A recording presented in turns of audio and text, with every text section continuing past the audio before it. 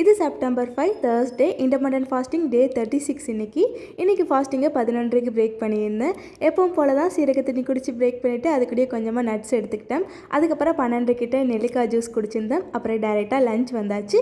லஞ்சுக்கு ஒரு சப்பாத்தி, கொஞ்சமாக சென்னா மசாலா பண்ணியிருந்தேன். அதுலேருந்து சென்னா மட்டும் எடுத்துக்கிட்டேன். அப்புறம் வந்து ஸ்ப்ரிங் ஆனியன் முட்டை போட்டு பொரியல் ரெடி பண்ணியிருந்தேன், அது கொஞ்சம் எடுத்துக்கிட்டேன். ஸோ அவ்வளோதான், சூப்பராக லஞ்ச் முடிச்சாச்சு. அதுக்கப்புறம் ஈவினிங் போல் நல்லா ஒர்க் அவுட்லாம் முடிச்சதுக்கப்புறம் ஈவினிங் ஸ்நாக்குக்கு வீட்டில் நிறைய கொய்யாக்காய் இருந்தது.